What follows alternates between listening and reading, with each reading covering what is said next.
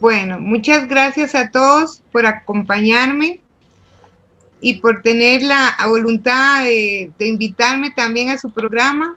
Y muchas gracias al doctor Chris Miniu también, que yo creo que ya se apunta a la lista de los amigos de la casa de, de mi canal. También quiero decirle que desde Costa Rica es un país donde amamos la tecnología, es un país realmente donde hay escuelas que están programadas y su protocolo es avanzar en la educación de los muchachos, niños y niñas y adolescentes para una buena competitividad en cuanto al campo de la tecnología.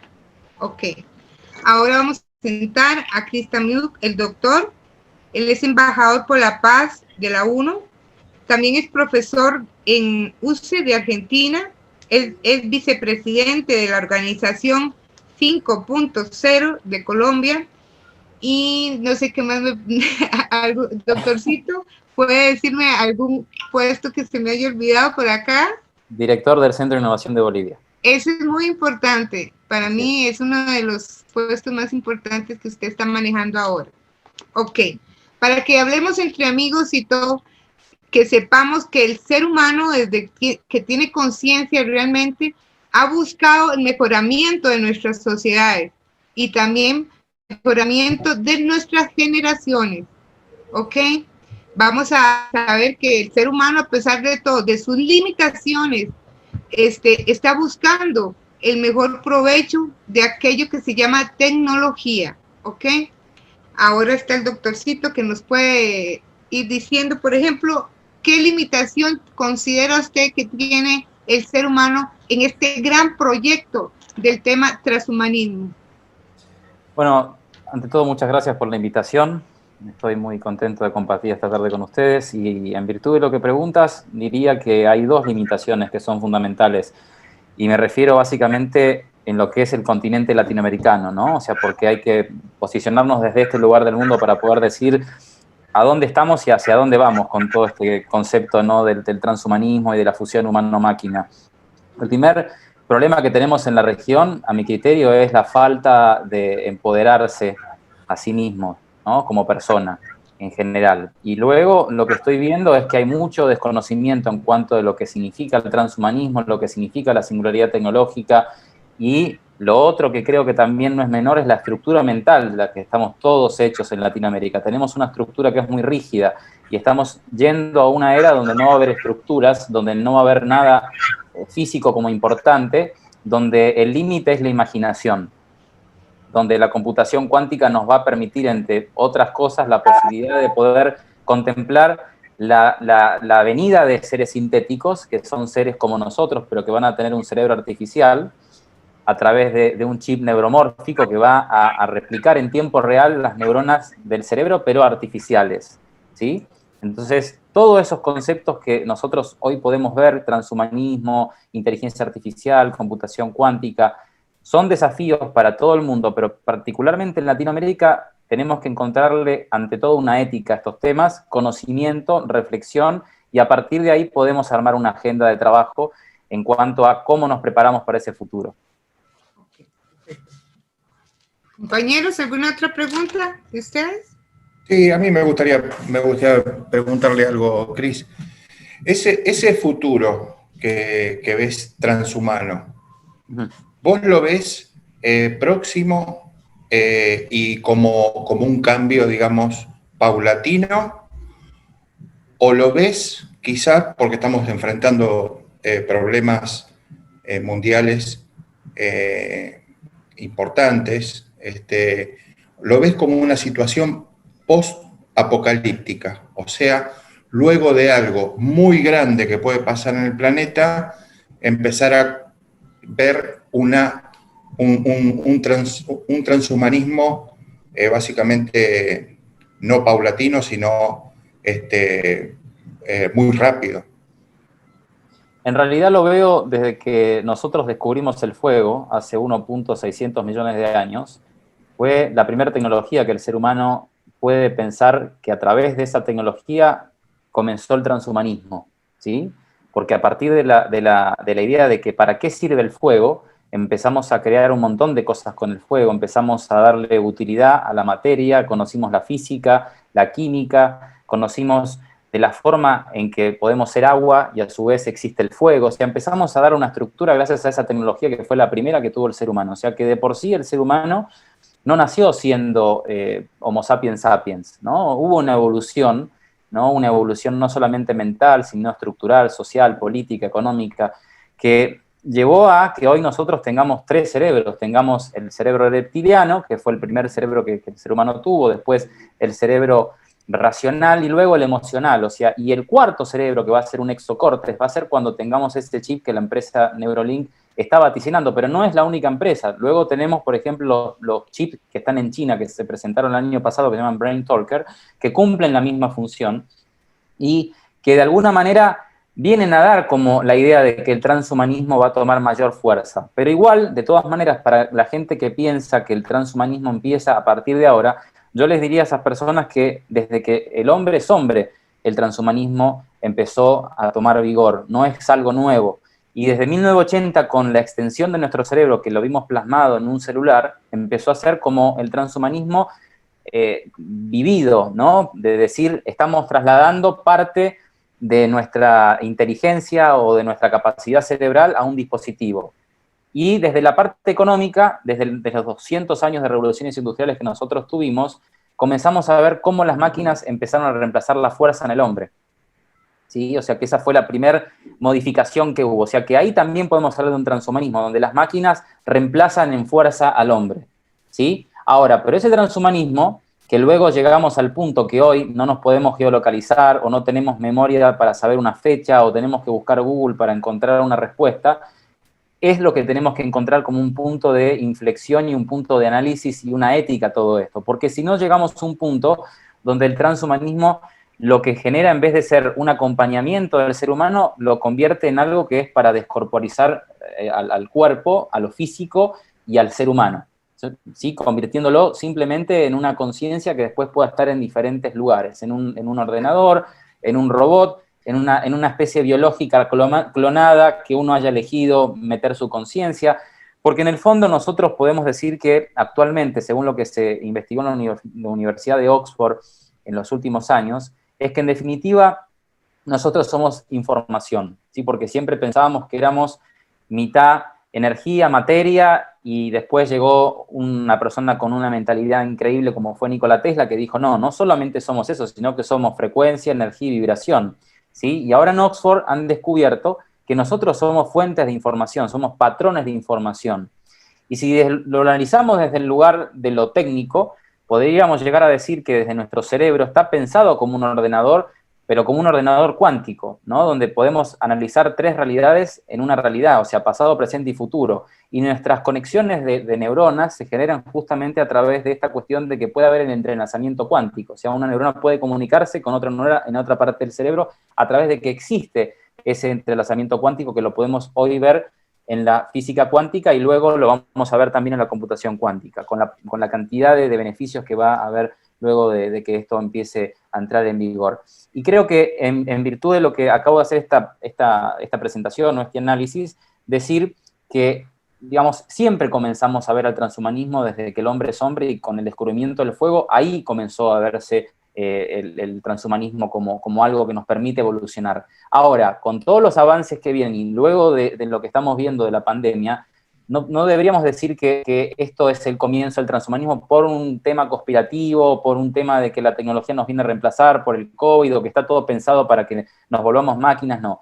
La idea es que esta cuestión de la pandemia lo que ha hecho ha acelerado de forma exponencial la aplicabilidad de tecnologías que ya tenían sus años. O sea, lo que es, por ejemplo, los chatbots, lo que tiene que ver con los drones. O sea, no es una tecnología que se ha creado en el 2019 para lanzar toda una teoría conspirativa de que el COVID, por las antenas 5G y todo eso, que en definitiva es lo que confunde a la gente, ¿sí? O sea, que eso es lo que hay que tratar de cuidar. Y por otro lado, tenemos que mencionar que sí, tenemos que encontrarle una ética a ese transhumanismo para que no sea un transhumanismo que sea invasivo y que termine de destrozar los ideales que nosotros tenemos como seres humanos, como la familia, el amor, la libertad, la conciencia libre digamos, aunque podríamos llegar a decir que la televisión o que los medios de comunicación en general nos condicionan, ¿sí? Pero la realidad es que podemos ser libres de pensamiento, podemos tener el pensamiento sobre el pensamiento sin que se meta un dispositivo a pensar por nosotros. Pero el riesgo está en que, como dije en un comienzo, si comenzamos a ver que las máquinas nos reemplazaron hace 200 años en la fuerza,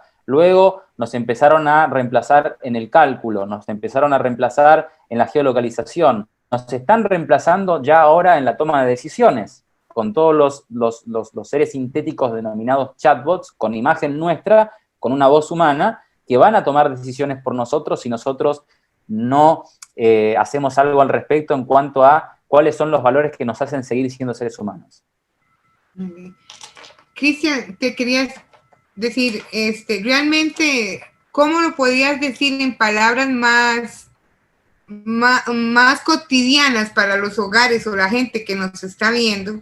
Por ejemplo, se podría decir que el teléfono ya es parte de cada hogar que estamos involucrados. Ya o sea, no pensamos, el teléfono dice exactamente todo lo que queramos.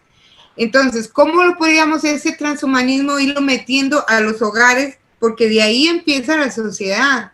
Así es. ¿Me entiendes? Que sea más suave para ser aceptado, porque con solo oír esa palabra ya está satanizado. Ya empiezan a hablar que la cuarta revolución industrial y todo. ¿Cómo lo podemos decirlo de una manera más fiable, o sea, más sencilla, por decirlo así? Bien, lo primero que diría es que tenemos que comenzar a ver la realidad sin estructuras, ¿sí? Porque si bien nosotros hoy podríamos decir que el 80% de los pensamientos que tenemos hoy son resultado del 80% de los pensamientos que teníamos ayer, ¿sí? Entonces solamente 20% de los pensamientos que hoy podrían ser nuevos podrían considerarse nuevos, pero después somos un patrón de conducta que es repetitivo con el paso del tiempo.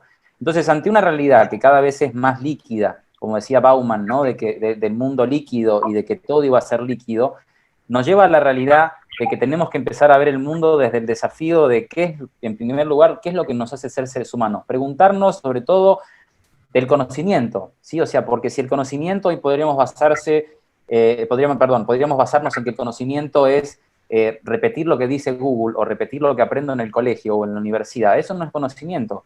El verdadero conocimiento es el preguntar por qué sé lo que sé y qué es lo que necesito saber para poder decir que sé algo. ¿Sí? O sea, empezar a trabajar lo que en la antigua Grecia se comenzó a trabajar cuando se creó esta idea de la filosofía, cuando se creó la alegoría de la caverna de Platón, donde se empezó a ver, ¿no? de que lo que realmente hacía al ser humano interesante o al ser humano como algo que podía evolucionar, no era solamente la idea de que íbamos a ir acompañados con tecnología, sino que íbamos a profundizar más en el análisis, íbamos a profundizar más en la ética, íbamos a profundizar más en la filosofía, íbamos a profundizar más sobre la sabiduría. O sea, la sabiduría nos va a permitir poder acoplarnos a esta realidad donde cada vez los mundos virtuales van a ser más reales, donde lo físico, lo digital y lo biológico se van a bifurcar y va a ser indistinguible para el ojo humano. Un ojo humano que solamente ve el 4% de la realidad, porque si nos lo analizamos desde la parte, en el aspecto de la física, por ejemplo, nosotros solamente somos conscientes del 4% de lo que realmente está en la realidad, de estas 13 realidades que menciona Michio Kaku, por ejemplo, ¿no? O sea, y si vamos a ahondar más fino, si vamos a la galaxia, el 95% de todo lo que está compuesto en la galaxia o las infinitas cantidades de galaxias que hay, todo es negra, o sea, y energía negra. Entonces, no llegamos a ver eso, porque nuestro ojo no puede percibir todo eso, solamente percibimos un 5%. Entonces, ahí es donde decimos, la física que se nos enseñó, por ejemplo, es una física que es inexacta. La realidad que se nos enseñó es una realidad que es inexacta. Ahora, ¿por qué es importante cuestionarnos todas estas cuestiones? Porque cuando empecemos a ver que la computación cuántica se funcione con la inteligencia artificial y comencemos a ver una superinteligencia artificial y lleguemos a ese mundo que va a ser post-singularidad tecnológica, estamos, para muchos como Elon Musk, estamos a 5 años, para científicos como Ray Kurzweil, que es el CEO de Google, lo ve en el 2035, pero la realidad es que vamos a llegar, y cuando lleguemos, ¿cuál va a ser lo que va a hacer que nosotros sigamos siendo importantes en la sociedad? ¿Y cómo vamos a permitir de convivir con seres que no son humanos, que son seres como nosotros, pero que tienen otros valores, otros principios? ¿Y cómo vamos a llevar esa convivencia? Entonces, el desafío está justamente comenzar desde las familias, a hablar de estos temas, a profundizar más en el pensamiento crítico, porque sí, yo creo que el mayor problema que estamos viendo hoy en día como mundo, no como Latinoamérica nada más, sino como mundo, es que los hombres están dejando de pensar, las máquinas están empezando a pensar, ¿sí? O sea, y después estamos viendo que las máquinas quieren ser humanos y los humanos quieren ser máquinas. Entonces, ni una cosa ni la otra va a ser compatible. El tema es un equilibrio y una profundización sobre los temas que hacen a la inteligencia humana como los valores más importantes que toda familia tiene que tener hoy en día.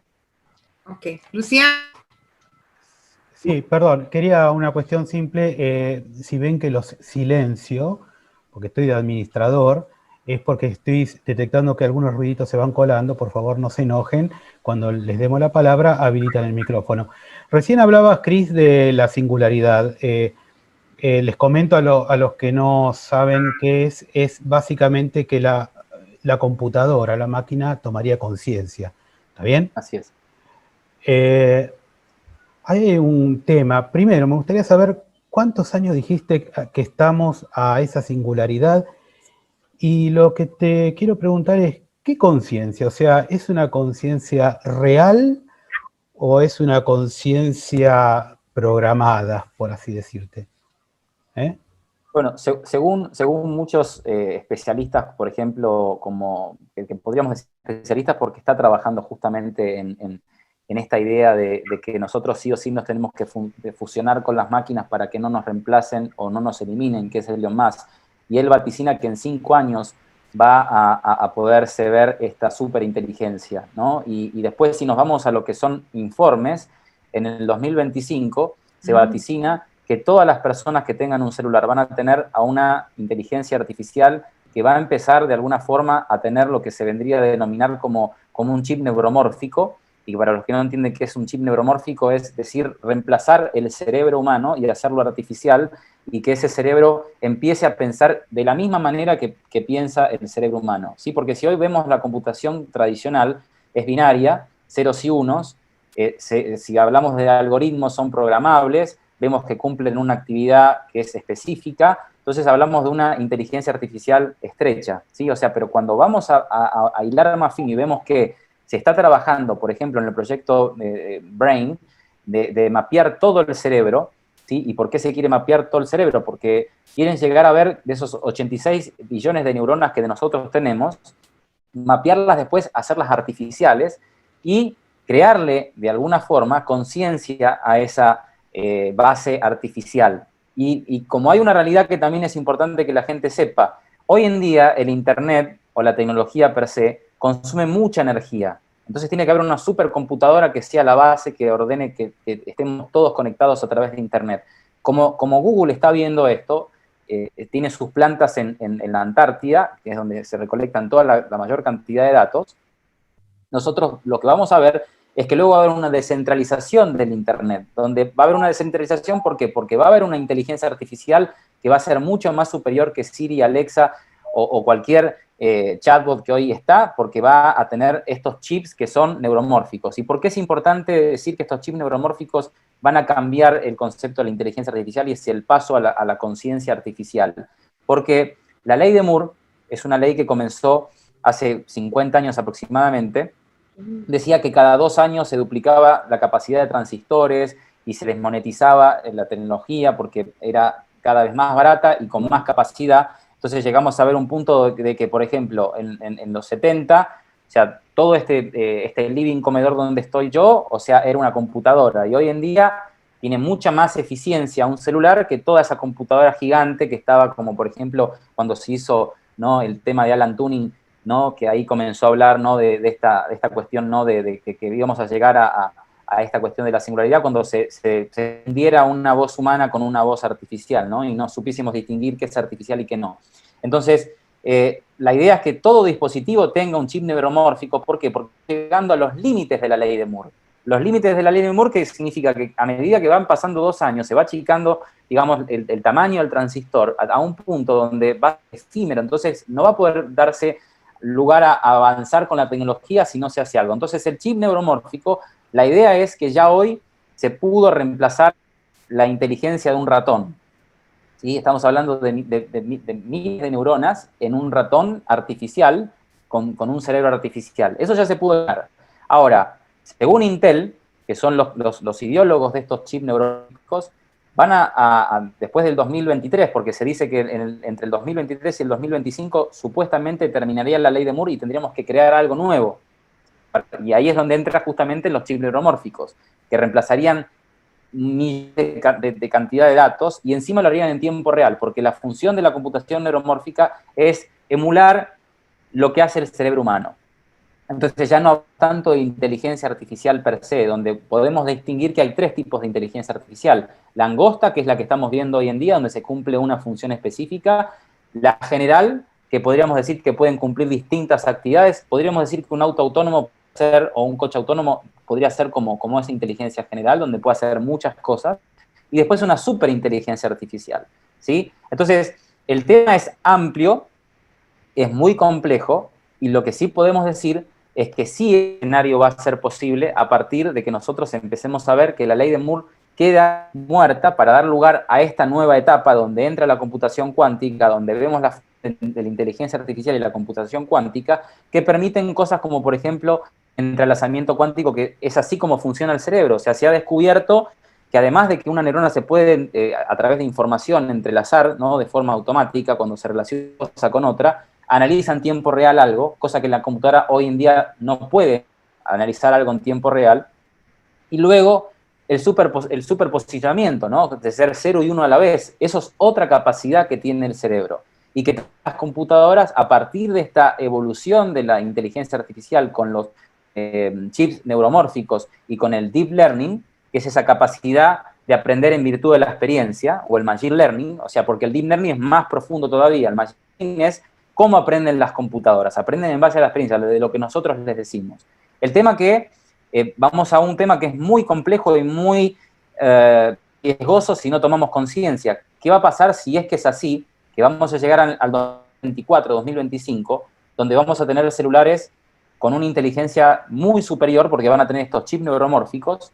Tal es así que algunos inclusive están diciendo, como Greg Braden, que los próximos chips que se están por sacar, porque hoy en día los tienen un tamaño de 7 nanómetros. Los próximos que van a lanzar Intel van a tener 5 nanómetros. ¿Qué significa esto? Que después de 5 nanómetros cada vez es más complejo. ¿Qué están haciendo los tecnólogos? Están utilizando agua, ¿sí? una gota efímera de agua en un chip, y que esa cantidad de agua, que es una gotita, puede contener un montón de información. Entonces se preguntan cómo una gotita de agua puede tener semejante información digamos, de una biblioteca entera, una gotita penitas de agua, ¿no? O sea, ¿cómo puede tener? Entonces ahí es donde entra la pregunta en relación a lo que tú decías, perdón por el ampliado demasiado la contestación, es que en realidad hay algo afuera, no solamente todo esto que estamos viendo como realidad, que como decía Wayne Dyer, hay una fuente, ¿sí? Es una fuente que está afuera, ¿sí? Y esa fuente es la que nosotros tenemos que ver de no desconectarnos. Es una fuente que nos permite que el mundo esté funcionando de manera tal que los árboles se conecten a través de un internet que ellos mismos tienen, o sea, que se comunican por debajo de la tierra, que existe, donde antes había agua en el desierto del Sahara, se pueda, digamos, ese mismo polvo, que se ha hecho polvo porque ha dejado de haber agua, sirva para alimentar a la Amazonía y tengamos, gracias a eso, los pulmones del planeta Tierra. Entonces, todo se va conectando, todo tiene una forma, y ahí es donde nosotros entramos con la tecnología. Cómo la tecnología nos va a potenciar, pero corremos el riesgo de que nos quite ese rol, ¿no? Cris, el otro día mi hijo dice, estuve hablando de tal tema y me empezó a llegar propaganda sobre eso. Fíjate que por ahí también está, lo tenemos al amigo Trump, que dice que en los chips de Huawei, por ejemplo, hay ocultas amenazas que pueden espiarlos, así que está muy paranoico con el tema. Digamos que todas estas tecnologías, te aclaro que yo no tengo Alexa ni nada en casa, no tengo nada de eso, pero simplemente, y me ha pasado también de hablar sobre algo y que recibir publicidad de eso. O sea, siempre puede haber alguien que abuse un poco de estas tecnologías para los dueños justamente de esas tecnologías, para sus propios fines. Me imagino que todo esto, que el trabajo que estás haciendo vos es justamente para advertir todas estas cuestiones, porque si bien hay un costado innegable de lo bueno que puede ser, puede haber alguna situación que no es buena, ¿no? Así es, sí. De hecho, casualmente, una de las cuestiones que hacen al transhumanismo como algo que puede ser beneficioso para la humanidad es pensar en una superinteligencia humana, pensar en una superlongevidad, pensar en un super bienestar y hacerlo de forma equitativa y para todos. Porque supongamos que muchos digan, no, pero esto es satanizar a la humanidad, ¿sí? Va a haber muchas personas que van a tener, y para ser específico, vaticinan que en el año 2035 va a haber 1 millón de personas que van a tener el implante de Elon Musk en su cabeza, que les va a permitir bajarse Wikipedia, que les va a permitir tener una inteligencia, pero que va a tener la inteligencia de toda la humanidad en un chip que va a permitir que esa persona tenga un poder de países enteros, ¿sí? Entonces, toda la gente que le pone una barrera a la innovación tecnológica o que demoniza algo, lo único que se consigue es que nosotros sigamos atrasados como continente y no tengamos ni siquiera las herramientas para decir, bueno, no desarrollamos la tecnología, pero por lo menos pensemos en una ética para la tecnología que se está desarrollando en China y en Estados Unidos.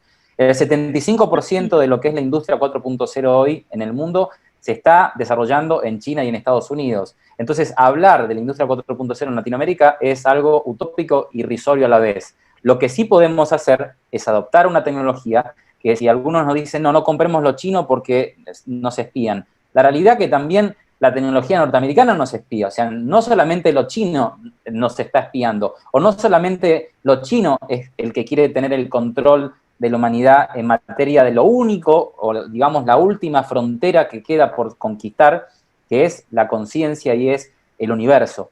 ¿Sí? Porque cuando hagamos esta cuestión de poder lograr de que haya un superordenador o haya una corporación o un gobierno que pueda tener el control de los datos en tiempo real, porque hoy solamente con el Big Data podemos tener la capacidad de tener, digamos, 5% de ese 100% de la cantidad de datos que estamos generando. O sea que no llegamos todavía a poder decir que hay un gobierno, una corporación que puede tener el 100% de todos los datos que estamos emanando desde lo que pensamos, lo que escribimos en las redes sociales.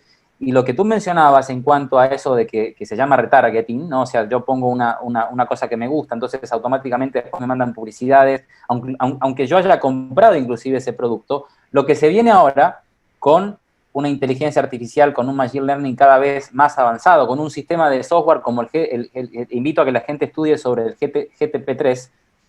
GTP3 es un software que analiza textos, que hace que, por ejemplo, se puedan hacer artículos sin necesidad de intervención humana. Lo único que se le tiene que poner más o menos son las coordenadas del tema, entonces arma un texto. Pero, ¿qué significa esto de este programa GTP3? Bueno, el GTP3, este software, podríamos decir que es el comienzo para darle lugar a lo que van a ser los seres sintéticos en los celulares. Y si vamos a empezar a buscarle más respuestas a esto, pueden buscar los avatares de neón de Samsung, que van a tener nuestras facciones, van a tener una voz humana y que van a tener la capacidad de ver cómo nos sentimos, qué estamos inclusive hasta pensando, porque tengan en cuenta que el 5G no es que cause cáncer, ¿sí? Porque es una tecnología que muchos consideran que va a causar cáncer. Yo digo que no porque no es ionizante, ¿sí? O sea, para los que no saben qué es ionizante, significa que es una tecnología que no daña, ¿no?, el cerebro o no causa que haya células que produzcan que se genere cáncer en el organismo. O sea, no es una tecnología ionizante. Lo que sí es una tecnología que es 400 veces más rápida que el parpadeo del ojo y que hace justamente que nosotros podamos leer las frecuencias cerebrales de las personas, no por una antena, sino por internet satelital que vamos a tener, que se llama Starlink, de Elon Musk, que va a permitir que todo el planeta Tierra esté conectado y sin contar los satélites que va a tener Amazon o Facebook o Google. Entonces vamos a estar hiperconectados. Entonces el riesgo o la privacidad mental va a ser todo un desafío, o decir, bueno, nos rendimos a esta cuestión de que todo el mundo pueda saber lo que estoy pensando y olvidarnos de esta privacidad mental, que hoy en día es un beneficio y es un derecho humano que no deberíamos de perder, pero que en definitiva podemos ver que va a ser vulnerado, porque si vemos la frecuencia de la energía de la humanidad o la energía del planeta Tierra y la energía que nosotros en este momento estamos emanando, es de entre 6 y 8 Hz. Así es como estamos vibrando, entre 6 y 8 Hz. Entonces, según Tesla, él decía que la persona o la empresa o quien tenga la capacidad de poder controlar esos 6 a 8 Hz iba a tener el control de absolutamente todo. Y con la computación cuántica vamos a tener ese poder, o sea, o van a tener las corporaciones o van a tener algunos gobiernos. Entonces, el desafío está justamente en la introspección personal, en el conocimiento que nos hace ser seres humanos, ¿no? Porque a partir de ahí viene como una nueva barrera, una nueva humanidad que estamos entrando. Bueno, Luciano, ¿cómo estás del tiempo? 11 minutos quedan. No hay problema de tiempo porque estamos con el Zoom profesional del amigo Cris Meñú. Cristian Parada, un tocayo compañero nuestro, te quiere hacer una pregunta. Cris, adelante. Bueno, buenas tardes, Cristian Meñú, un gusto estar con vos y bueno, todos los amigos ya conocidos. La pregunta puntual es que estamos...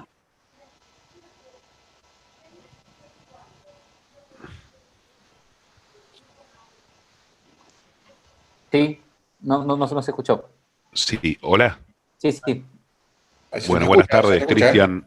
Buenas tardes, Cristian. Antes que nada, un gusto estar aquí contigo, bueno, y con todos los amigos ya conocidos. Una pregunta fundamental que me gustaría hacerte es, cuando hablamos, y coincido totalmente que esta visión muy profunda de que el ser humano es, en definitiva, un sistema de información, ¿no? Así decías. Sí. Bueno, yo trabajé toda la vida en sistemas de información con especialización en redes y comunicaciones, y uno de los principales temas que aprendimos medio a los golpes en su momento fue que la seguridad informática era fundamental, porque vos cuando exponías un servidor a la red no duraba 5 minutos, sobre todo cuando sabían que era de una empresa, digamos, importante, y ya te lo hackeaban. A través del tiempo y por todos estos intereses de conocer o de autoconocimiento, digamos, personal, lo que aprendí y pude comprobar es que el ser humano, como buen sistema de información, es hackeable. Tiene sus falencias a nivel energético, de manera tal que puedan de repente, como vos decías, con ciertas tecnologías que a veces pueden, o países o empresas llegar a tener, de penetrar este sistema de información propio de manera tal de bajar información o recolectar información. En esta perspectiva más profunda del transhumanismo, con la potencialidad que daría esta tecnología, ¿no? ¿Cómo se predispone a manejar ese riesgo en lo que sería, si hablamos más técnicamente como sistema de información, la segurización de los sistemas de base? Es decir, ¿cómo hacemos que el ser humano sea más robusto como sistema de información para no ser permeable a fallas con toda esta super tecnología? Bien, es una muy buena pregunta y creo que si nosotros nos ponemos a pensar, básicamente hay un desafío que es muy importante, que es si nosotros sabemos que estamos compuestos de 50 trillones de átomos y que esos átomos, el 99% de los mismos están vacíos y que nuestro ADN nada más es 3% y el resto somos virus y bacterias, es complejo desde un punto de vista filosófico y desde el punto de vista naturalista, por así decirlo, encontrar una respuesta a cómo lograr de tener ese control que permita que no se pueda hackear los átomos o las células o inclusive la conciencia, ¿no? Pero sí creo y soy consciente de lo que he aprendido, sobre todo cuando he estado en la India, de que la meditación, por ejemplo, es un campo donde no solamente se potencia el sistema inmunológico, porque recién lo acabo de escuchar, por ejemplo, a Joe Dispenza la semana pasada, que hablaba de que solamente 3 días de meditación, de lo que él denomina una meditación contemplada en el corazón,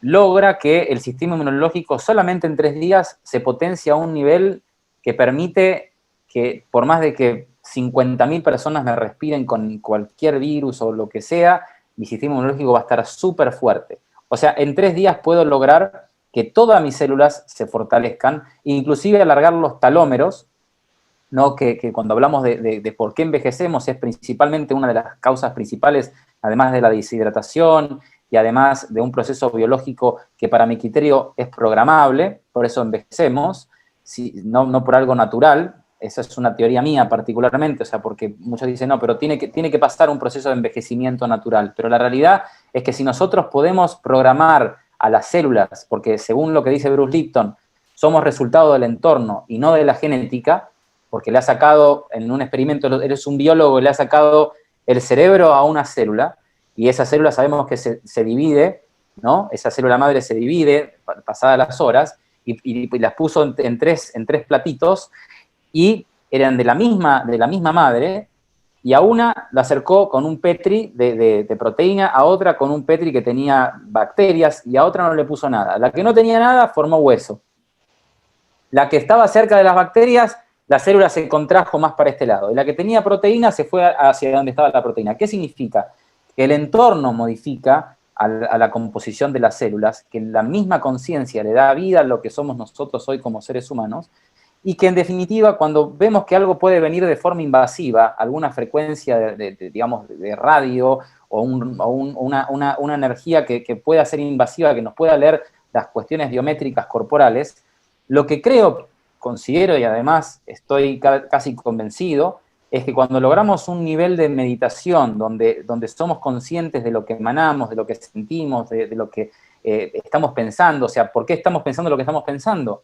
O sea, si nosotros logramos tener un control, inclusive, que es muy difícil porque tenemos más de 80.000 pensamientos diarios, o sea, entonces es muy difícil saber qué estamos pensando porque lo estamos pensando y ser los que decimos, pienso esto porque pienso esto. O sea, la gente piensa de forma automática. El 95% de lo que nosotros somos resultados del subconsciente. Solamente somos conscientes del 5% de lo que hoy estamos haciendo acá. Entonces, somos una programación. Entonces, cuando sacamos ese chip de programación, es cuando nos enamoramos, o estamos apasionados, o estamos conscientes de la realidad. Si no somos conscientes de ese 5%, ni siquiera somos conscientes del 5%. Entonces, va a ser mucho peor si seguimos pensando como estamos pensando ahora, que no nos ponemos a pensar, que podemos pensar sobre el pensamiento, como dice Marcus Gabriel, que él dice, eso es lo que nos diferencia de las máquinas todavía, ¿no? Que podemos pensar sobre el pensamiento, podemos decir por qué estoy pensando lo que estoy pensando.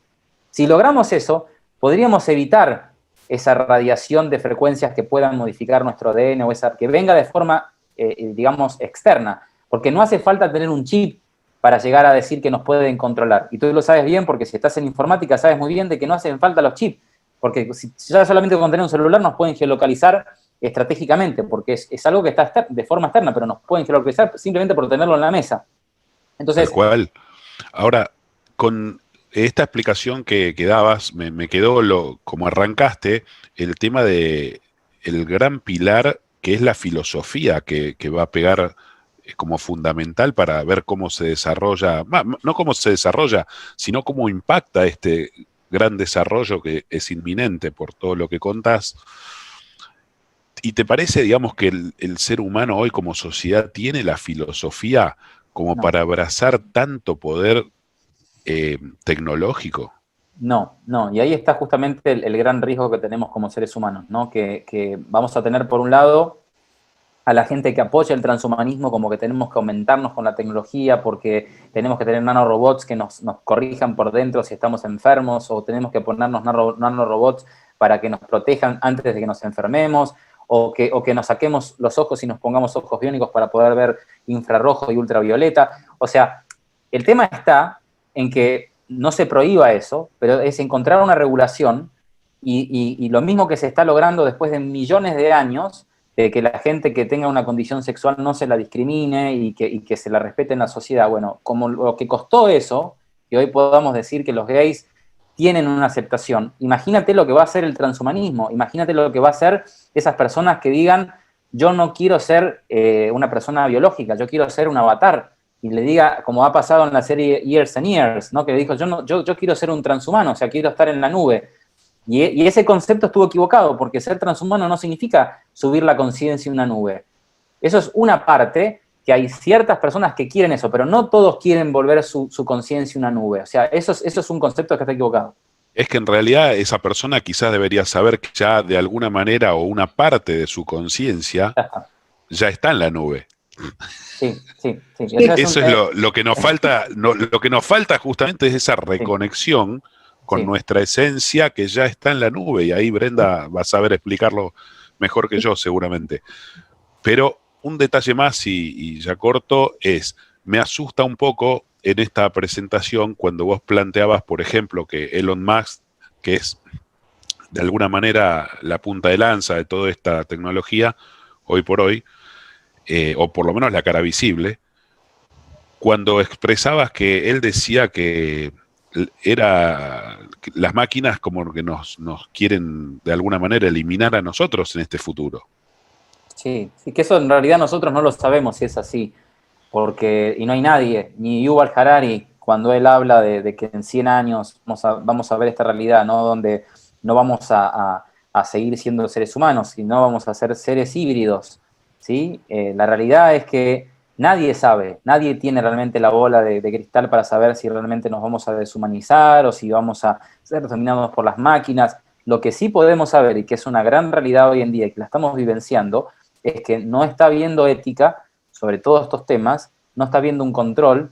Me equivoco al decir que por ahí no hay ética para nada, porque, por ejemplo, la Unión Europea el año pasado ya puso una cuestión ética para los datos que generan los usuarios que consumen las redes sociales. O sea, ya hay algo de ética en todo esto, pero digo, es muy poco, y si hablamos de Latinoamérica no hay nada, y eso es muy preocupante, y estamos muy atrasados, y el tema es que si seguimos hablando de la inteligencia artificial como que nos viene a reemplazar en el trabajo, o que es algo malo, etcétera, etcétera, lo que estamos haciendo es no traerlo a la mesa de discusión, no generar una conciencia de cómo me puedo complementar con la inteligencia artificial. No se trata de competir en esta era con las máquinas, se trata de fusionarnos y complementarnos. Algunos lo van a querer hacer de forma interna, otros simplemente de forma externa, porque sabemos muy bien de que si hay un médico, un abogado, va a tener que ser un médico transhumano. ¿Pero por qué? Porque va a necesitar a la inteligencia artificial de Watson, que le permita poder estudiar un montón de informes de una enfermedad específica, que él no va a tener el tiempo ni la capacidad para poder analizar todo eso. Entonces ya va a ser un co-trabajo entre la inteligencia artificial y ese médico.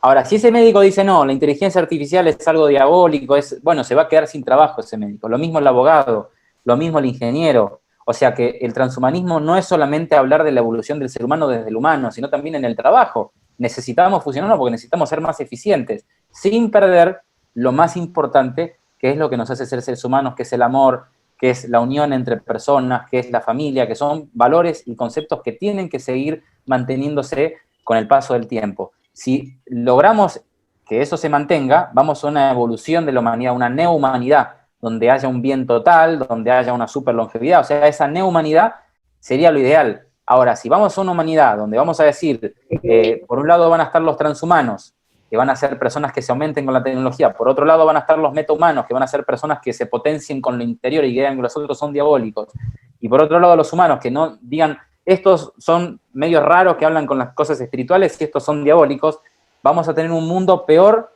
del que podemos llegar a pensar si esto no lo empezamos a considerar desde ahora. Gustavo.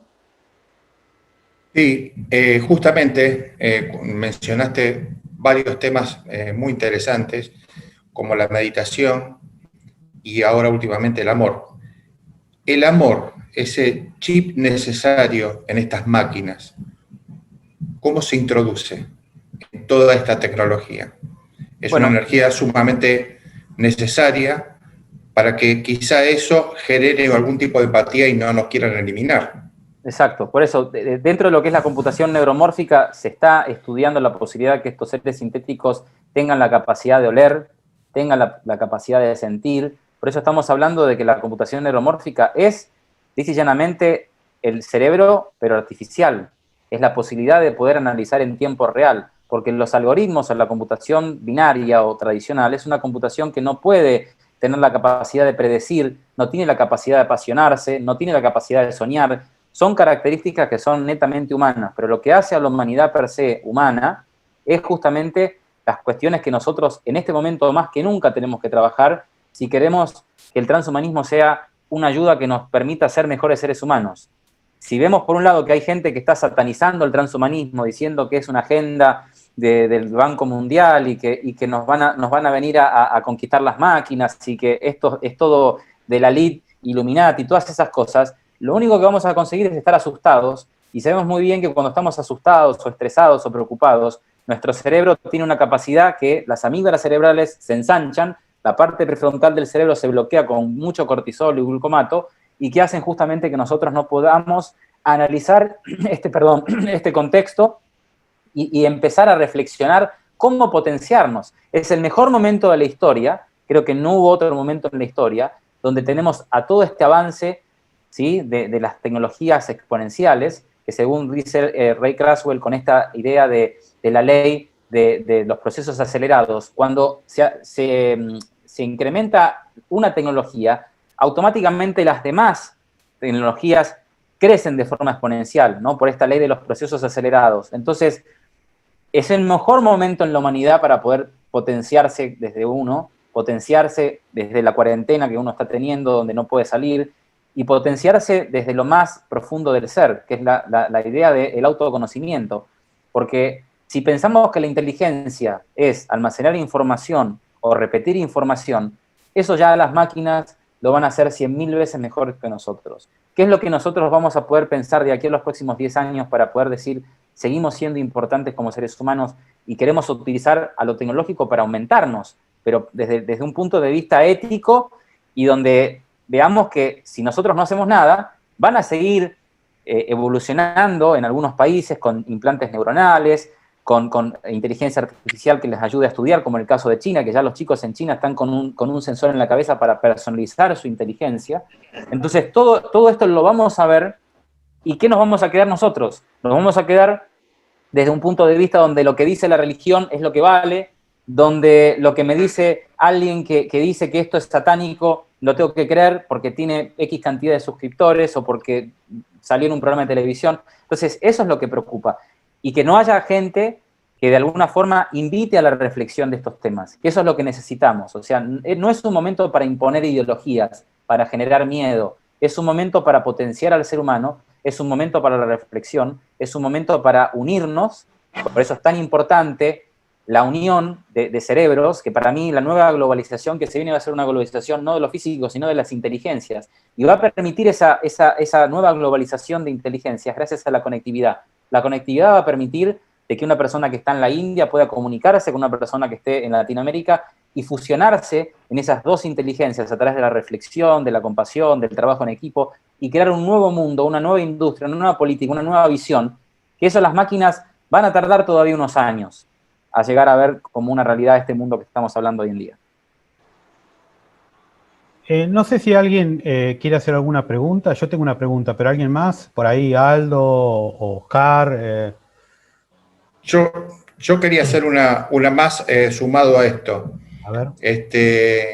En toda esta tecnología y fusión humano-tecnología, el alma, que pocamente la podemos comprender, ¿en dónde queda? ¿En qué lugar queda todo eso?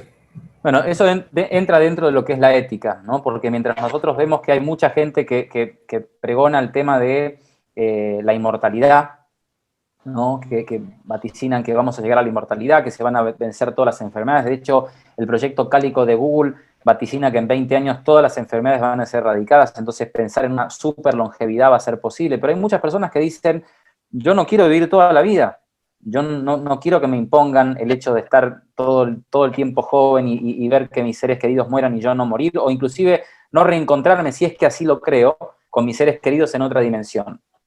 Entonces yo creo que tiene que haber una especie de ética para decir, bueno, los que quieran, manténganse en la Tierra, porque no hay una superpoblación. Sabemos muy bien de que ya desde el 2020 hay más personas de 65 años que de 5 años, y hay dos poblaciones concretamente que van a ser las más perjudicadas en el tema de la vejez. Una es Europa, que ya lo estamos viendo, donde el promedio son 45 años, y otra va a ser Latinoamérica. Y fíjense lo importante que significaría tener, por la crisis que va a haber en las pensiones, por la crisis de la falta de trabajo y de un trabajo calificado, que va a generar una crisis existencial en Latinoamérica si nosotros no encontramos una regulación para la superlongevidad, que es lo que se pretende como un ideal del transhumanismo, que se declare a la vejez una enfermedad. Ahora, la cuestión es, ¿cuán necesario es para el mundo o para Latinoamérica que se considere la vejez una enfermedad? Desde un punto de vista político, no podemos seguir teniendo viejos por un tema de que la realidad no generan ingreso a la sociedad, además se enferman y los estados no tienen cómo pagarle los remedios, entonces, no, o sea, en este momento es una carga ser viejo. Entonces, no hay otra forma para encontrar una respuesta para esta gente que está envejeciendo y se está enfermando de Parkinson, de diabetes, problemas del corazón, y los estados no tienen respuesta y ni siquiera les están pagando una jubilación digna. Ahora, la preocupación es que hoy un jubilado en Latinoamérica es mantenido por 9 personas, ¿sí? Pero en el 2030, por este tema de la precarización del trabajo, por este tema también de un trabajo cada vez más automatizado, un jubilado va a ser mantenido por 3 trabajadores.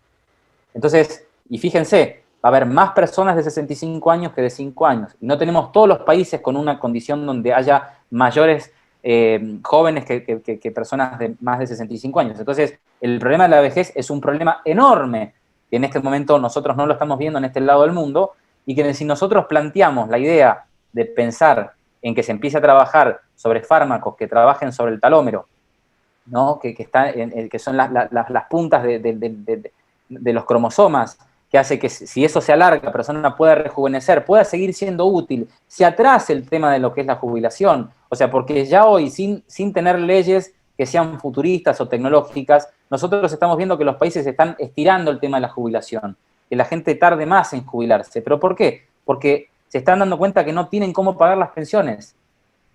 Y está pasando en España. En España estamos viendo que el año pasado, antes de la pandemia, el gobierno español tuvo que recortar un 20% de su presupuesto para derivarlo a las pensiones, porque no había forma de pagar a los pensionados. O sea, entonces es un problema muy serio.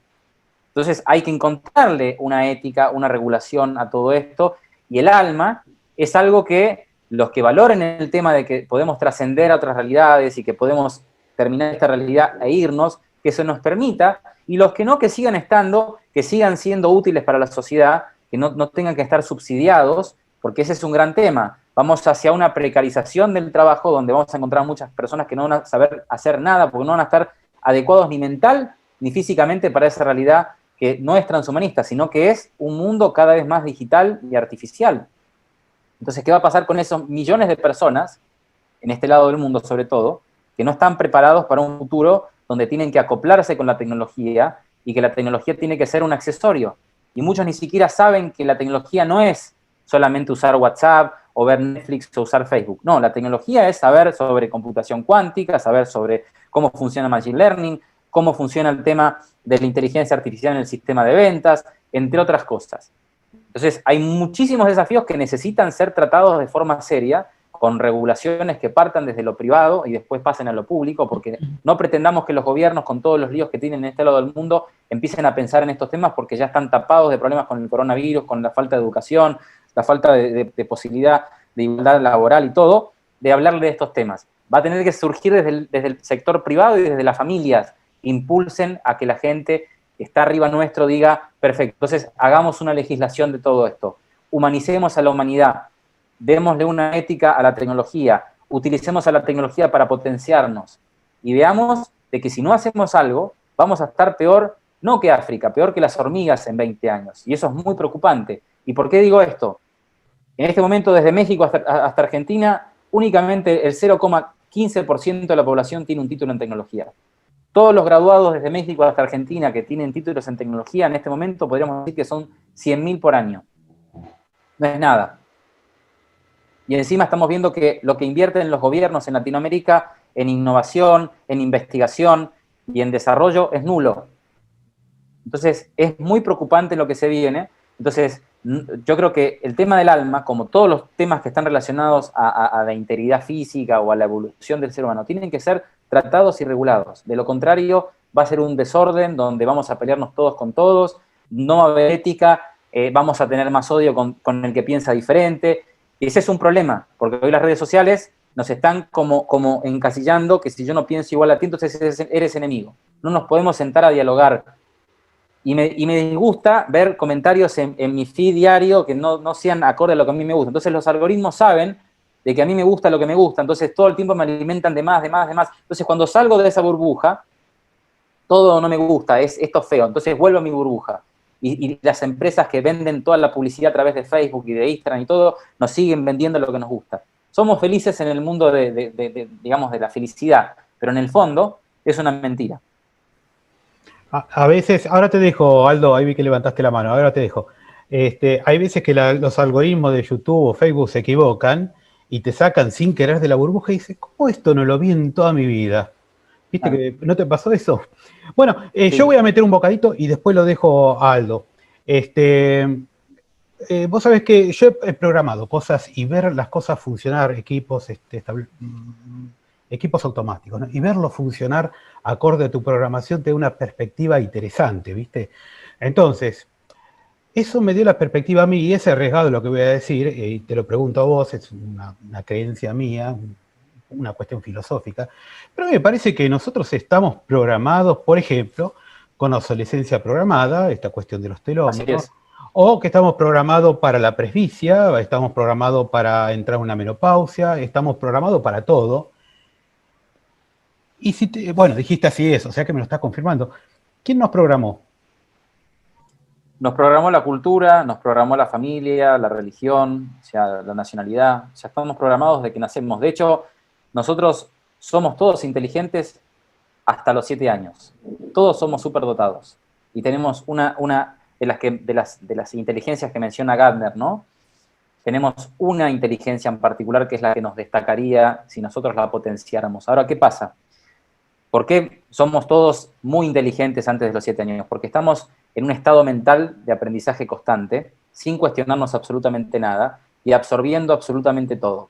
Entonces, si nuestro entorno es un entorno nocivo, es un entorno donde nos manejan con estructuras, nos dicen de qué cuadro de fútbol hay que ser, de qué nacionalidad hay que ser, cómo me llamo, qué nacionalidad tengo, cuál es mi capital económico como familia, o sea, me estructuran de manera tal que cuando paso los 7 años, automáticamente mi vida es un piloto automático. Y a partir de ese piloto automático empiezo a crear experiencias en base a ese piloto automático que me reafirman mucho más ese piloto automático que yo tengo, que hacen que mi realidad sea esa realidad y que no salga de esa realidad. Ahora, ¿cuándo uno hace eureka? Cuando viaja y empieza a comparar, empieza a discernir, si es que lo hace, cuando se topa con gente muy diferente en la manera de pensar, en la manera de actuar, en la manera de discernir la realidad. Entonces, si empieza a analizar, ahí se está dando cuenta esa persona que es programable y que fue programada. Y a partir de ahí puede hacer ese cambio y que según muchos dicen que se puede uno desprogramar después de X cantidad de tiempo. Algunos dicen que puede ser a partir de los 21 días, otros 66 días, pero la cuestión es que nosotros podemos desprogramar patrones de conducta o cosas que están grabadas en el subconsciente que nos limitan ante un mundo donde no va a haber limitaciones, porque cuando lleguemos a poder fusionar esta inteligencia artificial y la computación cuántica, nosotros vamos a poderle dar origen a una extensión de la realidad que la vamos a poder vivir. Si vamos a poder pensar de que con el 6G se va a permitir la vida en mundos virtuales, donde vamos a poder abrazar a alguien que está en otro país y sentir ese abrazo, vamos a poder tener una novia o un novio en un mundo virtual y sentir sus besos, o sea, todo eso lo vamos a poder experimentar y vivir como tal, y elegir si deseamos vivir en esta realidad o vivir en un mundo virtual. Cuando lleguemos a ese punto, ahí nosotros vamos a poder realmente saber que si hicimos bien todo proyecto previo, que es ir pensando sobre el pensamiento, ir viendo por qué pienso lo que pienso, si aprendo algo, por qué lo aprendo, de dónde viene mi forma de pensar, o sea, si realmente tengo libertad de pensamiento o no estoy sesgado, como decía hace poco Facundo Manes, que cuando nosotros hablamos sobre algo, utilizamos nuestro estado emocional porque tenemos algo que se llama razonamiento motivado. ¿Sí? Y este razonamiento motivado significa que si alguien, por ejemplo, es partidario de un partido político y escucha de ese partido político que están hablando mal, automáticamente lo defiende, sin analizar, sin cuestionar nada, porque está automatizado de esa manera. Entonces, el riesgo que tenemos ahora no es ver si el transhumanismo es algo bueno o malo. El riesgo que tenemos es ver que las máquinas se están cada vez pareciendo más a nosotros y nosotros nos estamos pareciendo cada vez más a las máquinas. Ok, Aldo, activa tu micrófono y adelante con tu pregunta o reflexión. Sí, doctor, mucho gusto. Yo simplemente algo muy simple. Existen los hackers. Y los hackers se la pasan haciendo daño permanentemente. El hacker trabaja de hacker porque la mentalidad de esa persona es la de hacer daño. Ahora, ¿qué pasa si a ese hacker se le coloca un chip como el que usted dice y le da superinteligencia y sigue siendo hacker? Buena pregunta. Bueno, ahí está el tema justamente de los peligros que nos enfrentamos, porque nosotros hoy estamos viendo no solamente esta cuestión de los hackers, sino también la posibilidad de trabajar en la biotecnología para crear nuevos virus, nuevas bacterias y crear guerras biotecnológicas. Porque ya aquel que piensa que va a haber una tercera guerra mundial, donde se van a mandar armamentos y se van a mandar ejércitos de humanos, eso es algo del pasado. Si va a haber guerras, no van a ser guerras donde haya que mover grandes cantidades de armamento o de personas. Simplemente drones, o inclusive esos drones van a ser de tamaño de hormigas o de cucarachas, que se les va a poner una camarita, y con una persona que esté, por ejemplo, que esto se está estudiando en DARPA, en la Agencia de Inteligencia Artificial de Estados Unidos, o sea, que puedan manejar a través del cerebro un dron cucaracha, que tenga una cámara y que tenga algún tipo de veneno que pueda ser depositado en la comida de una persona que esté a millones de kilómetros, y esa cucaracha va a ser teledirigida con una persona que está en Estados Unidos, que está viendo a través de los ojos de la cucaracha. Entonces, la cantidad de desafíos que vienen eventualmente con relación a la evolución de la tecnología, que no está teniendo una regulación y que los gobiernos no piensan en potenciar a la ciudad, por lo menos desde este lado del mundo, no piensan en que hay que hablar de tecnología y de ciencia, porque necesitamos que los jóvenes se preparen a ese futuro que puede ser apocalíptico o que puede ser muy lindo. Pero que si vemos desde la realidad donde hoy estamos parados, donde vemos 40 millones de personas que están aisladas por el COVID porque no tienen acceso a Internet, esos 40 millones de personas yo diría que van a ser 40 millones de hormigas en 20 años que van a ser susceptibles a que les hagan cualquier cosa y que los puedan destruir simplemente con una frecuencia que se puede mandar a través de un satélite a un determinado lugar y destruye la cabeza a las personas que estén. O sea, ¿eso va a ser posible? Sí, va a ser posible. ¿No necesito un chip? No necesito ningún chip. Porque hoy sabemos que en China hay tecnologías, ¿no?, que hablan de la policía del pensamiento, como decía Orwell, que existe y que hace que, por ejemplo, esté habiendo denuncias en China de personas que escuchan voces en su cabeza y que en realidad esas voces no son personas locas, que les dicen, usted tiene que votar por el partido del CCP, o sea, y en definitiva, ese mismo riesgo, como tantos riesgos que van a haber, si no están regulados o amparados o de alguna forma estudiados, nos vamos a encontrar con un sinfín de riesgos que no van a tener ningún tipo de control. Y lo problemático es que desde este lado del mundo estamos muy vulnerables para cualquier cosa, inclusive los políticos. Porque si hoy, por ejemplo, en una época donde tenemos la impresión 3D y tenemos la posibilidad de hacer armas a través de la impresión 3D, supongámonos que estamos en una reunión presidencial con todos los presidentes latinoamericanos, donde tienen que pasar todas las personas que van a ir a esa conferencia por escáneres, donde si alguno tiene una pistola lo van a detener. Ahora, como estamos en una era donde el comercio va a ser un comercio de información y no de materias primas, vamos a darnos cuenta de que un presidente puede estar en peligro de que lo maten, porque puede estar hablando tranquilamente en una sala con 20 personas, entra un periodista que tiene una credencial falsa, con una pistola de plástico que no va a ser detectada en ese escáner, va a sacar silenciosamente, mientras está sentado por el medio del piloto, la pistola le va a disparar directamente en la sien del político que esté hablando y se terminó el político. Entonces, ese es un escenario. ¿Y cómo podemos pensar de que eso es un escenario posible, inclusive en Latinoamérica, donde no se están desarrollando armas de plástico? Porque podemos, a través de la dark web, ¿sí?, que es donde se manejan todo el tema de narcotráfico, donde se maneja el tema de la prostitución infantil, donde están cosas muy turbias, se pueden comunicar dos personas. Una que venda armamento a través de impresión 3D, que le venda la fórmula a ese latinoamericano que quiere asesinar a su presidente, y automáticamente esa persona imprima esa pistola y salga a la manifestación o vaya a esa reunión y haga un acto o un atentado que no pudo ser controlado ni siquiera por la inteligencia de ese país. Así es. O sea, que vemos un montón de desafíos. Es más, le diría una cosa, yo tengo 71 años. Tengo 71 años y he trabajado en varias empresas. lo mío es muy simple, no la verdad. He trabajado en empresas de alarma y de telefonía. Y en cada una de esas empresas existe una división para evitar las trampas que le hace la gente, los mismos técnicos a los cuales se les ha enseñado. O sea, por ejemplo, el que roba un banco tiene alarmas conectadas del banco. Y las alarmas no se pueden desconectar si no se conoce el funcionamiento. El funcionamiento lo conoce el técnico que fue entrenado para esa alarma. Así es. Y ese técnico lo que hace es pasarle la información a un sinvergüenza para que con esa información vaya y robe el banco.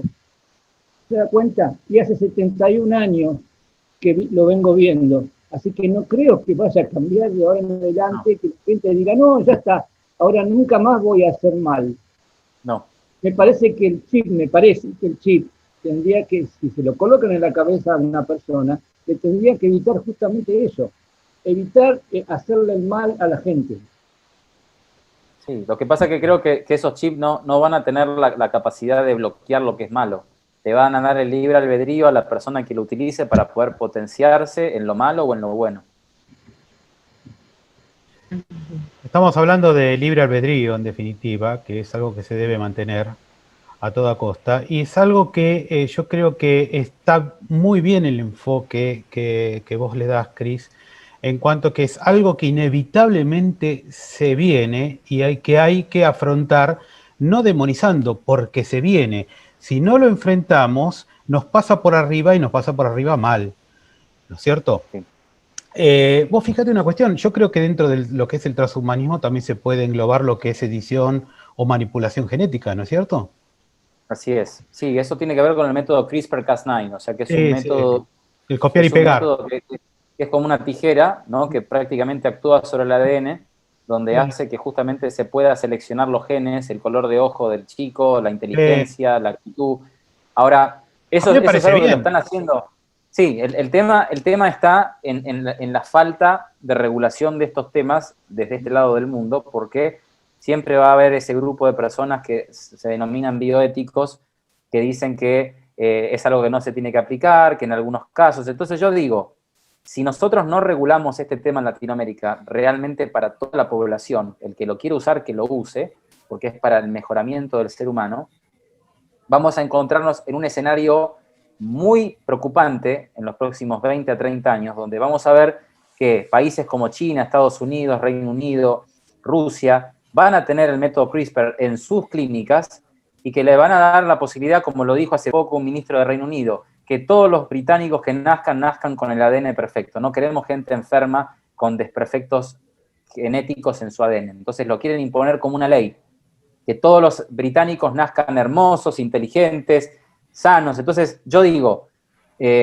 vamos hacia una selección ya no natural, sino artificial, que si nosotros pensamos de que hay que seguir con esta cuestión de vayamos al libre albedrío, vamos a estar en una desigualdad no solamente económica, sino biológica. Y ahí es donde nosotros tenemos que de alguna manera pensar cómo traemos estos temas a científicos que hablen con los gobiernos y les digan, señores, tenemos que empezar a trabajar sobre esto porque ya no vamos a pensar en una cuestión de, uy, no, pero esto es ético, no es ético. Lo van a hacer igual estos países que están trabajando con el método CRISPR-Cas9, que ya pueden trabajar sobre la posibilidad de crear un ser humano que sea perfecto desde el punto de vista del ADN, que no tenga ningún tipo de imperfecto. O sea, la cuestión es que, por ejemplo, el año pasado con el chino que hizo el método CRISPR en China y lo publicó con estas dos chicas que les evitó que se puedan contraer el SIDA, desde ya lo metieron preso, todo, pero ¿por qué? Porque hizo público algo que el gobierno chino no quería que se haga público, que es justamente toda la modificación genética que se está trabajando en China con los chinos para potenciar su inteligencia. Ellos se están dando cuenta que hoy, con esta posibilidad que tienen de que los chicos en China estudien con un sensor para personalizar su inteligencia, si se genera esa modificación genética desde el útero de la madre, en 30 años China va a tener superdotados, y no por tener un chip en la cabeza, sino porque desde que estén en el útero de la madre van a ser súper inteligentes. Y ya lo son, porque si hoy podríamos analizar, según el estudio PISA que se hace anualmente con relación al grado de inteligencia de los países, el 20% de los chinos peor calificados en toda China tienen el mismo coeficiente intelectual que los 20 más calificados en todo Brasil. Y eso sin modificación genética, eso sin digamos, un sensor para personalizar la inteligencia. Entonces todo esto lo estamos viendo en el 2020. Metámosle 10 años más a todo esto, donde ya estamos viendo que las escuelas en China están trabajando con la inteligencia artificial para ver cuándo el chico presta atención, no presta atención, si le gusta la música, entonces potenciamos más en la música o más en la creatividad. Entonces vamos hacia una desigualdad no solamente económica, sino biológica, y eso es lo que realmente preocupa desde el lugar donde uno está en Latinoamérica, ¿no? Cris, a ver si es cierto esto. Tengo entendido que hay una ley en Estados Unidos que dice que la naturaleza no se puede patentar. Sí. Sin embargo, están patentando los genes. Sí. O sea que ya estamos viendo un mal uso de ese poder que tienen de aislar los genes y empezar a patentarlos, o patentar un virus, por ejemplo. Sí, sí, sí. O sea que, por eso es muy preocupante ver, y digo preocupante porque si no hay una legislación, estamos a la merced de cualquier cosa que pueda pasar y vamos a estar muy vulnerables porque primero no tenemos el conocimiento sobre muchos temas, segundo, no estamos regulando estos temas, y tercero, no se hace nada. Y lo que vemos, por ejemplo, que ya en Estados Unidos hay chicos de 13 a 14 años o 16 años que están comprando kits para modificarse genéticamente. Hay un documental en Netflix que lo pueden ver, donde a través de una compra yo puedo modificar el ADN de un gato y lo puedo hacer fosforescente a la noche, a ese gato, porque le modifiqué el gen. Y como puedo hacer eso con un gato, de hacerlo fosforescente en la noche, puedo crear enfermedades nuevas, puedo generar algo que no sabemos en qué manos puede caer. Y ese es el gran riesgo que hay. O sea, por eso es importantísimo encontrarle una ética, no una prohibición al mejoramiento humano, sí una cuestión de una regulación que hace per se que si hoy, por ejemplo, una persona está diciendo que esto es necesario, y viene otra y te dice que no, pero esa persona que dice que es necesario es porque tiene en la familia una persona que es paralítica. Bueno, desde ya nosotros tenemos que hacer algo con esa persona que tiene un familiar paralítico, que quiere que su familiar pueda levantarse y cumplir una vida digna como la merece. Y si la tecnología le puede dar una oportunidad a esa persona, porque le puede poner un implante para que pueda volver a caminar y pueda volver a hablar, hagámoslo. Ahora, ¿a quién vamos a darle los chips? Si va a ser el que tiene el dinero o no, porque sabemos que todos los implantes, tanto en China como el Brain Torque, como el Neuralink en Estados Unidos, en principio van a ser personas que tengan un nivel económico importantísimo. Entonces, en esas manos va a caer primero la aumentación del cerebro humano, y esa es la preocupación. ¿Cuáles van a ser sus intereses?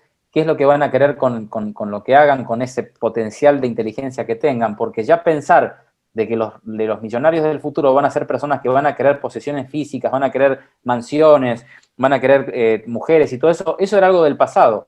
La nueva riqueza va a ser una riqueza de aumentarse corporalmente con extremidades nuevas o reemplazarse extremidades, de descubrir otros planetas, de hacer cosas que en definitiva podían hacer los magos. Pero los magos nos engañaban. La diferencia es que estos magos van a hacer la magia como una realidad. Y ese es el gran tema.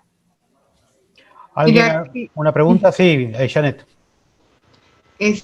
Por ejemplo, con los países comparados con la región de México, Argentina, diría yo, estamos si no modificamos el chip mental realmente y aceptamos las nuevas tecnologías, vamos a quedar demasiado atrasados en comparación, digamos, a un país que ya tiene tú me habías comentado, el país que BRIC se llama, que ya tienen un ser humano computarizado y todo. Arabia Saudita está construyendo una ciudad que se llama Neón. Y esta ciudad en Arabia Saudita que se llama Neón es una ciudad que no está pensada para los seres humanos, está pensada para los seres sintéticos. Y estos seres sintéticos, podríamos ver que el primer ser sintético que no tiene conciencia, pero que es un prototipo de lo que va a ser un ser sintético, que es la robot Sofía, se le dio la nacionalidad saudí.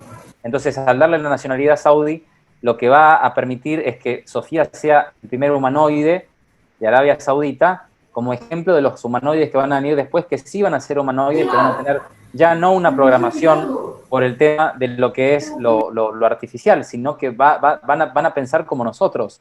con la posibilidad inclusive de poder aprender a una velocidad que nosotros pudiésemos lograr esa velocidad de aprendizaje como las máquinas, porque tenemos lo que llaman neuronas espejo, que nos permite aprender en virtud de la experiencia y de lo que veo, ¿no? O sea, nosotros, si vemos algo, lo automatizamos de forma automática porque tenemos esa capacidad. Eso es lo que hace que el cerebro sea plástico, que pueda aprender. Y esas neuronas espejo pueden hacer cosas increíbles, pero ¿cómo potenciamos esas neuronas espejo cuando estamos todo el tiempo en un estado de queja, en un estado de programación y en un estado donde prácticamente somos autómatas de nuestro pasado?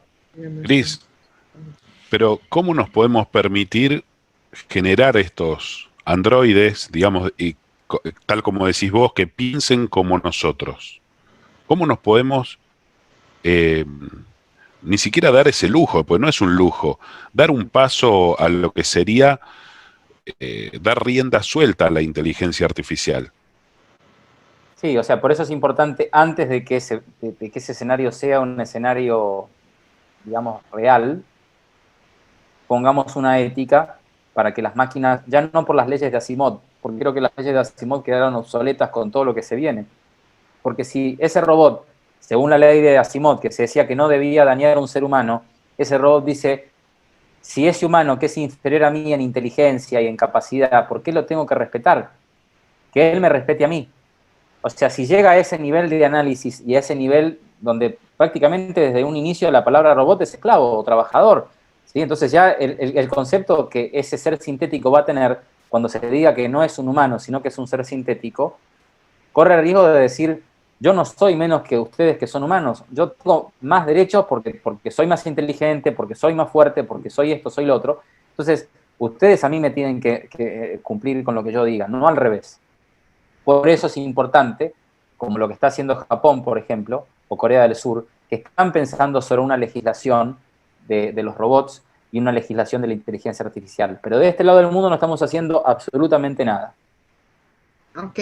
Cris, para no abusar no sé si otros tienen más preguntas, no abusar de usted, doctor, de los tres postulados que nos dice el transhumanismo, ¿cuál usted considera que es más aceptable para la sociedad o más importante?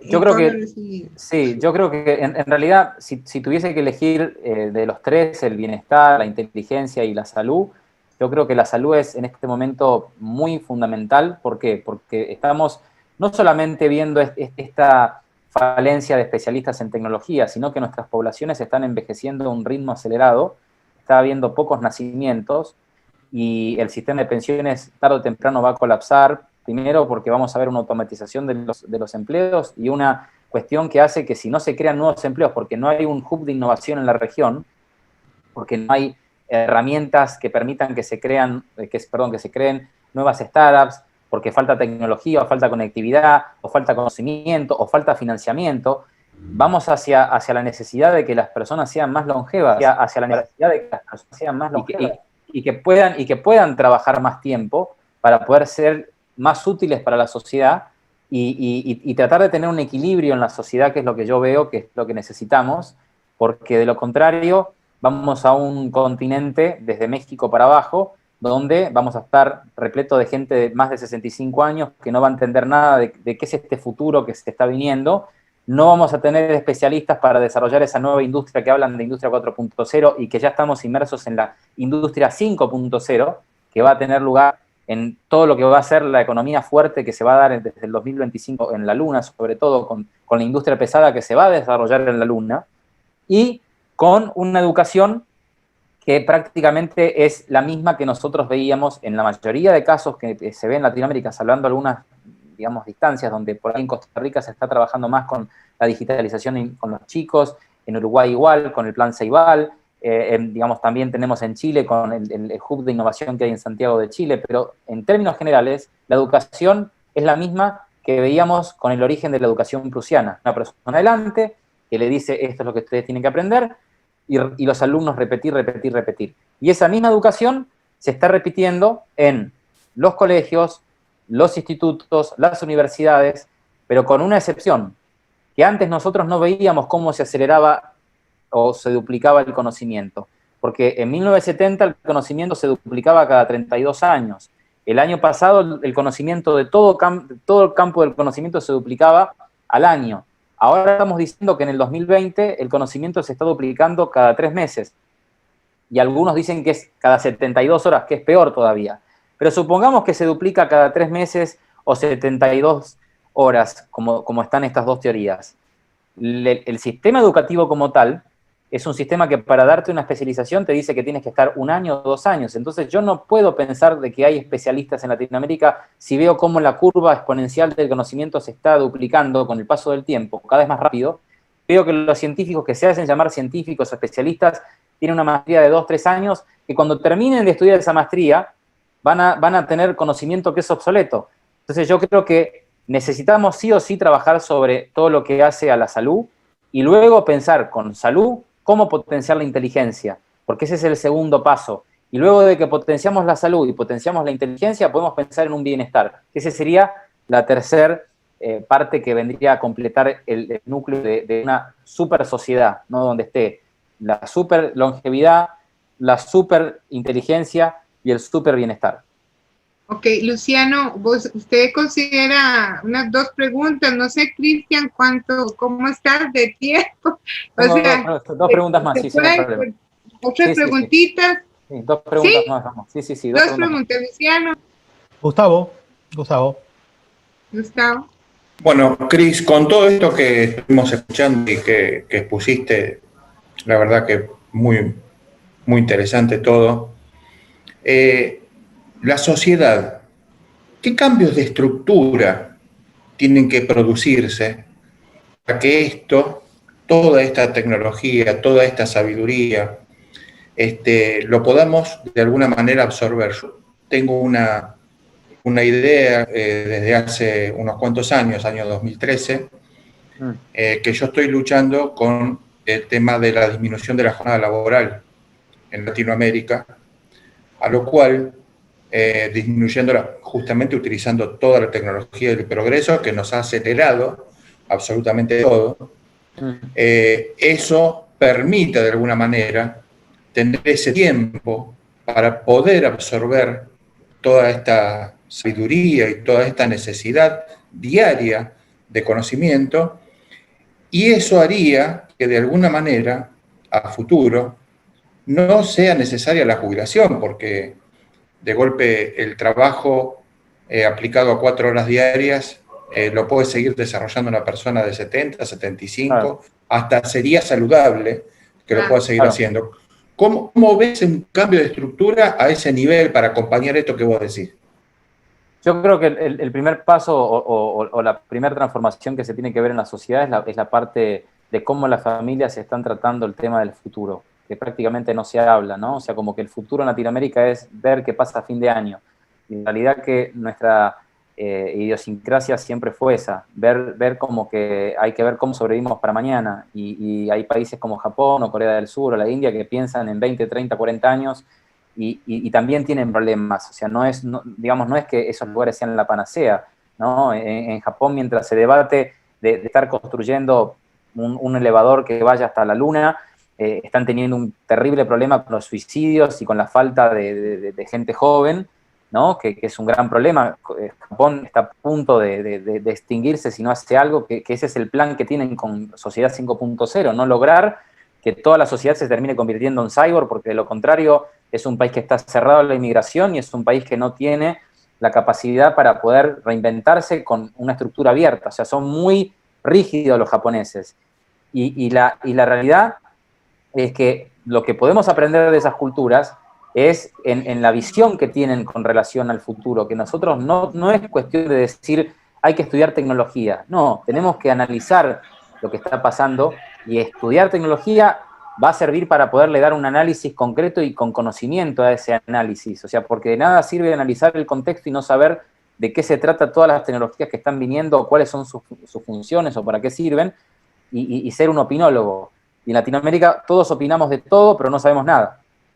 Entonces, hoy en día podríamos decir que podemos convertirnos en opinólogos, porque las redes sociales o inclusive esta posibilidad de poder llegar a lugares inhóspitos gracias a la conectividad, si logramos justamente perfeccionalizar esta cuestión de lo que es el conocimiento en todos estos temas y analizarlos, y ahí sí transmitirlos. Pero desde un sesgo mental, por una estructura que ya tenemos, si lo analizamos con ese sesgo, es muy difícil que podamos darle primero un ordenamiento y segundo un análisis sin tener ningún sesgo emocional, cultural, ético o religioso, porque siempre le vamos a poner algo desde lo que nosotros pensamos. Tenemos que olvidar nuestra estructura mental para decir, ¿qué es esto? O sea, como si no supiéramos nada de la vida y nos ponen una información adelante. Ahora, si me ponen esa información adelante y tengo ya mi capacidad craneana según lo que pienso, que es bueno, que es malo, evidentemente no voy a poder estar a la altura del futuro que se viene, que es un futuro sin formas, sin estructuras, sin ideologías, con igualdad, ¿no? Y esto cuando digo de igualdad no es que sea socialista, no soy ni socialista ni capitalista, porque esas dos teorías son dos teorías que tienen 200 años y que hoy podemos decir que es algo que está obsoleto. Ni el capitalismo ni el socialismo pueden estar a la altura de lo que es la biotecnología, la nanotecnología, porque no tienen ni idea. Entonces, sí podría servir desde un concepto de que un proceso económico servía en esa época, pero si hoy vemos cómo avanza la automatización, cómo avanza la robótica, cómo avanzan todas estas tecnologías, y que el combustible va a ser el 5G, que le va a dar vida a un motor impresionante, que va a ser esa fusión de todas estas tecnologías, vamos hacia una realidad donde vamos a estar peor de lo que estamos ahora. Entonces, la solución está trabajar desde las familias, lograr que en el sector público vean que las familias están hablando, lograr que este tipo de conversaciones lleguen a la mayor cantidad de personas, porque es necesario que se debata, es necesario empezar a reflexionar y olvidarnos de lo que yo creo cuando escucho a alguien. O sea, si yo escucho a alguien que está diciendo de transhumanismo y pienso que esto es diabólico, ya me cierro y lo insulto.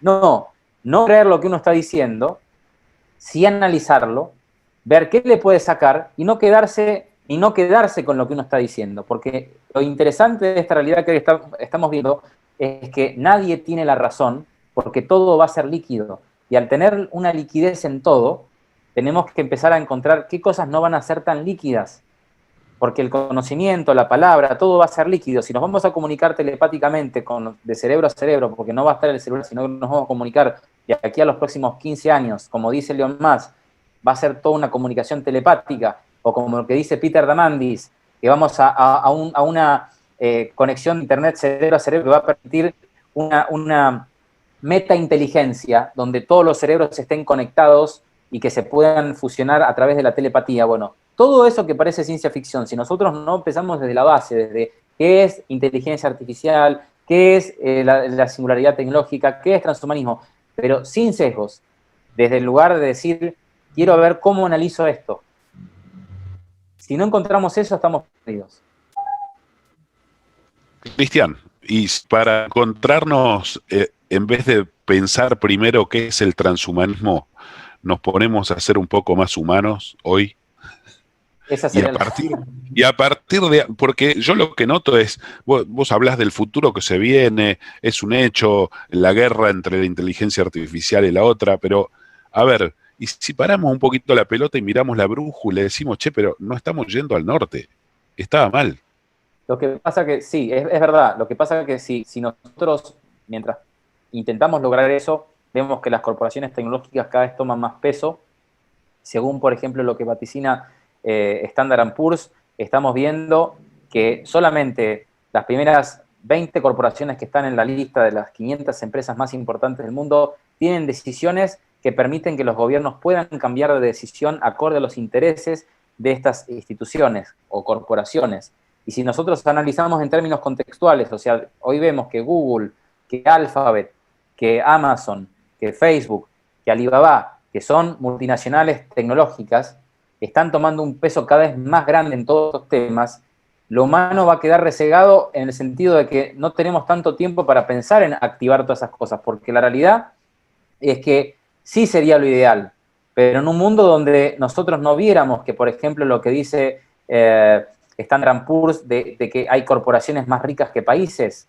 O sea, estamos hablando de que Apple tiene un PIB más elevado que Argentina inclusive, y estamos hablando de una corporación. O sea, todo eso que hacen las corporaciones, corporaciones con mucho peso ideológico y con mucho peso de conocimiento en las aplicaciones de estas tecnologías, lo complicado va a ser en 10, 15 años cuando veamos cómo esto se va a ver exponencializado a un punto donde vamos a haber llegado a ver esta realidad, y sí, eso sería lo ideal, pero no nos da el tiempo porque nosotros no estamos teniendo la voz para poder tomar las decisiones sociales que se necesitan tener, porque estamos rodeados de corporaciones con proyectos, con ideales, con cosas que sí o sí las tenemos que rápidamente automatizar de forma interior y ver de qué forma le damos una ética a todo esto. Lo ideal sería así, sentarnos todos en una plaza y empezar a abrazarnos y ver cómo podemos ser mejores humanos. Pero lamentablemente estamos viendo que digamos, las corporaciones, hoy, por ejemplo, una corporación que yo siempre menciono,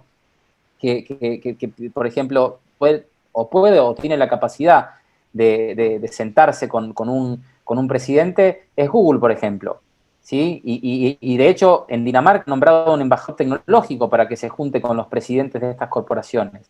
Porque se han dado cuenta que el presidente en Dinamarca no tiene la capacidad para poder hablar de temas tecnológicos. Tiene que haber un embajador que hable de estos temas. O en Emiratos Árabes, que acaban de abrir un ministerio de inteligencia artificial, porque se han dado cuenta que las autoridades como tal no tienen la capacidad para poderle dar una ética o ver cómo avanzar con todo esto. Entonces, estamos viendo que si se está creando una política de Estado para tener un mayor control de las corporaciones, es justamente porque están avanzando a un paso mucho más avanzado de lo que sería que nosotros nos pongamos a hablar.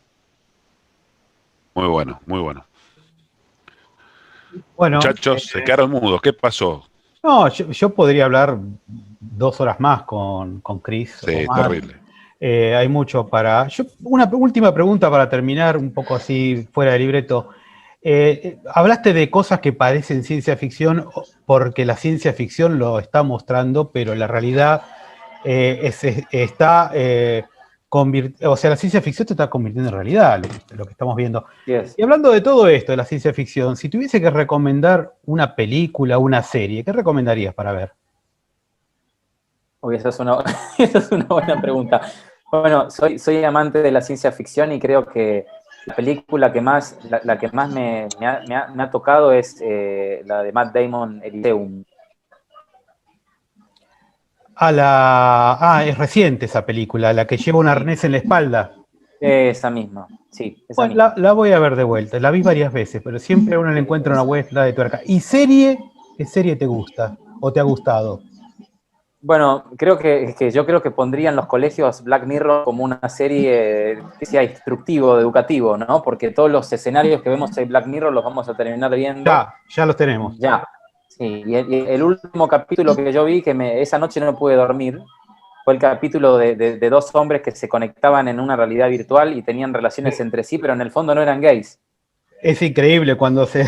Bueno, otro momento comentamos esa escena.